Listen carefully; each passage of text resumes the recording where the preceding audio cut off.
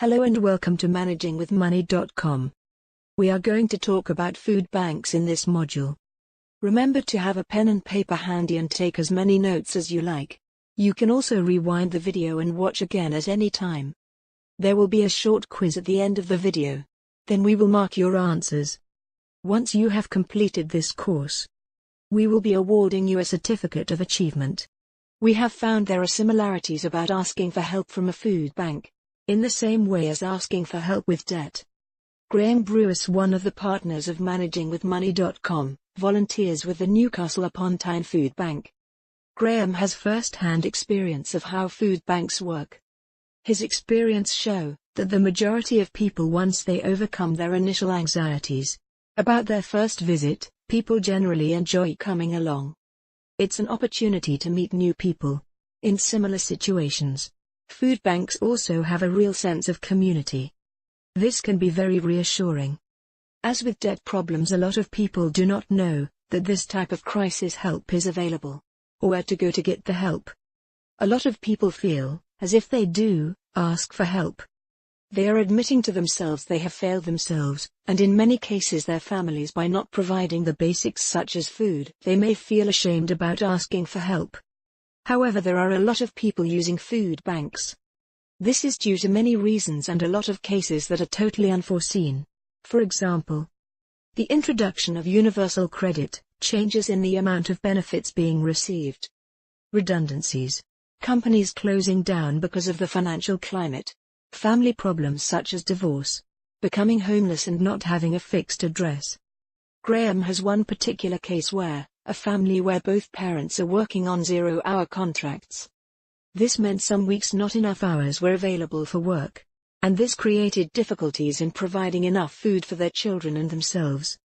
And no real fault of the individual, but more the fault of consecutive governments across the world have failed to provide an environment where economical growth is the norm, and real jobs with a living wage are readily available.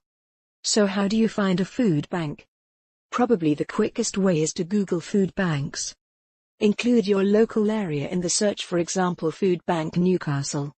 This will bring up a list of food banks. You can try ringing them first. If you do not have internet connection, you can try your local library or ask a friend or neighbor to search for you. Or you can try citizen advice, your doctors, your local community center or church. Never feel afraid to ask for help. One thing we have learned at Managing with Money is people love to help other people. In fact, if you ask people for help, most people will go out of their way to help once they have been asked. If you want to test this, just stop someone in the street and tell them you are lost. Then ask, for example, the way to the bus station or the railway station is. You will find people very helpful. They will draw maps and even offers of walking with you until you find the place you're looking for. People who work with food banks are also very helpful. Food banks have very little funds and rely heavily on volunteers and donations. Also, with government cutbacks, grants to help run food banks are becoming harder to get. If they have a phone number, you can try calling them, or you may have to call into your local food bank to discuss your situation. Bear in mind, the premises that food banks use can be in a church, a community center, or in a small industrial unit. They may not look inviting from the outside. In fact, some people find the outside of some food banks look extremely intimidating. But once inside, you will receive a warm welcome. The staff are very friendly and helpful. Once inside, you may be able to talk to other organizations that can help you get past your difficulties. What will you need to get help from a food bank? This can vary from food bank to food bank, but as a guide, you will need your national insurance number. If you have a family, you will need some kind of evidence. You need to bring with you proof of receipt of the benefits, for example award letter, or bank statement showing the benefit deposits. They will also ask you to fill in a form with your details, such as address, contact numbers, if you have any. If you suffer from dyslexia, have trouble reading or writing, a member of staff will help you with your details. They may also ask what has happened in your life. Why have you had to visit a food bank? Is it because of redundancy, universal credit, divorce, homelessness, or whatever the reason? If you discuss this at the food bank, they may be able to point you in the right direction for more help. The food bank is there to help people in a crisis situation. Food banks cannot afford to give food parcels to people long term.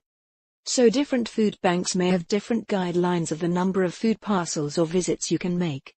What will you get from a food bank? All food banks will try and offer at least the basic staple foods such as bread, peas or other tinned vegetable and cereal. These will be packed into a box or bag for you to take away. What is given out depend on what donations have been made. Unfortunately, there are people who openly abuse food banks by saying they have a large family to feed in order to get a large food parcel. Some people are quite blatant. The Newcastle Food Bank have actually had a person complain that on one particular week, there wasn't any free orange juice in their food parcel.